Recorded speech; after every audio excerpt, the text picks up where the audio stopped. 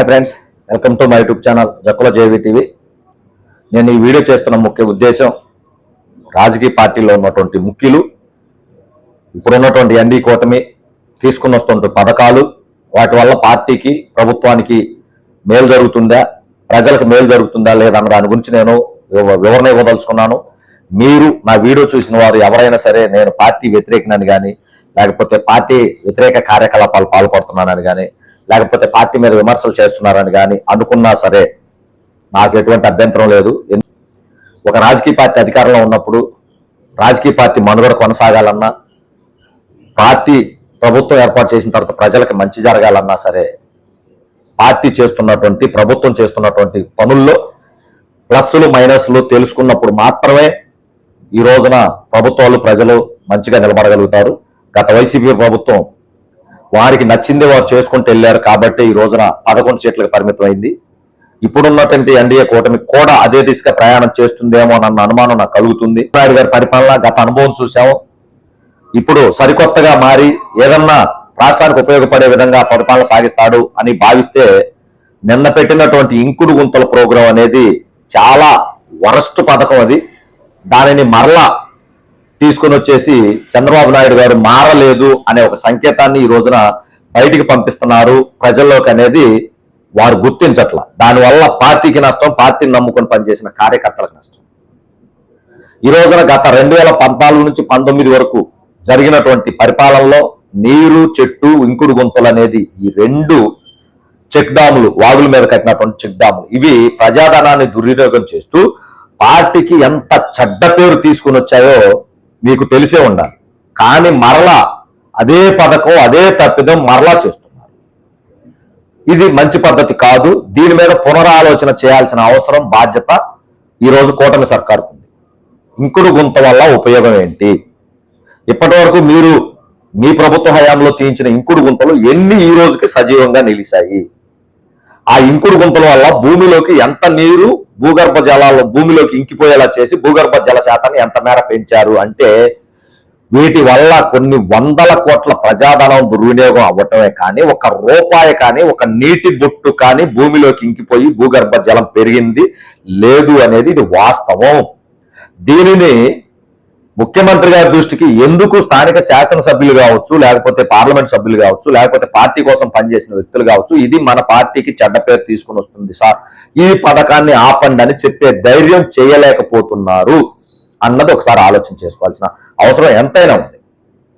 నీరు చెట్టు పథకం, ఇంకుడు గుంతల పథకం, దీనికి మార్పులు చేసి ఇదే డబ్బుని దీనికి మార్పులు చేసి మోడల్గా గ్రామాల్లో తీసుకొని ప్రతి గ్రామంలో నీటి చెరువులు ఉన్నాయి, నీటి కుంటలు ఉన్నాయి, అవి పేదలకి ఆక్రమణ చేసుకొని సాగులు చేసుకుంటున్నారు.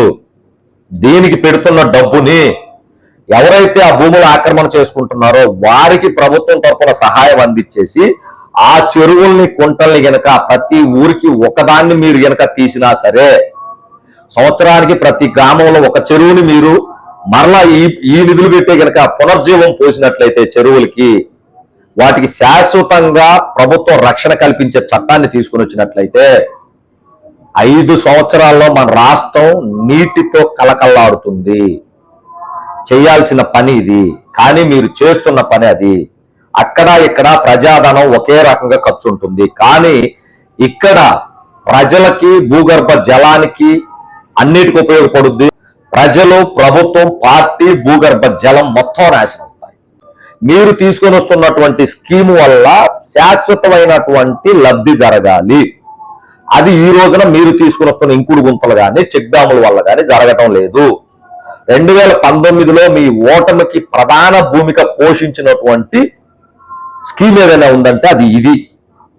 దీన్ని మీరు ఎందుకు గుర్తించలేకపోతున్నారు? పార్టీ పెద్దలు కావచ్చు, పార్టీ నాయకులు కావచ్చు అన్నది నా ప్రశ్న. ఇక్కడ పార్టీ అధికారాన్ని కోల్పోతే ఎమ్మెల్యే స్థాయి వ్యక్తులు కావచ్చు, ఎంపీ స్థాయి వ్యక్తులు కావచ్చు, పై స్థాయి సీఎం స్థాయి వ్యక్తులు కావచ్చు, ఎటువంటి నష్టం లేదండి. మీరు తీసుకుని వస్తున్న అనాలోచిత నిర్ణయాల వల్ల, మీరు చేస్తున్నటువంటి పనికిమాలిన పథకాల వల్ల గ్రామాల్లో ఉన్నటువంటి మధ్యస్థాయి, చిన్న స్థాయి నాయకులు, కార్యకర్తలు నాశనం అయిపోతున్నారు. శాశ్వతంగా అధికారం గనక 10-15 సంవత్సరాలు ఉంటే ప్రజలకి మేలు చేస్తూ కార్యకర్తలు కూడా ఉపయోగపడే విధంగా పార్టీకి పనిచేస్తూ వాళ్ళ జీవితాలు కూడా బాగు చేసుకునే అవకాశం ఉంది. మీరు చేస్తున్న పనికి మాల పథకాల వల్ల ఒకసారి మీరు గమనించండి. జగన్మోహన్ రెడ్డి గారు 50 ఇళ్ళకి ఒక వాలంటీర్ని పెట్టారు. అయినా సరే అధికారంలోకి వచ్చారా? ప్రభుత్వాలు ప్రజారంజకమైనటువంటి పథకాలు తీసుకొని రావాల్సిన అవసరం ఈ రోజున ఉంది. అసలే ఆంధ్రప్రదేశ్ రాష్ట్రం అప్పుల కుప్పగా మారిపోయి ఉంది.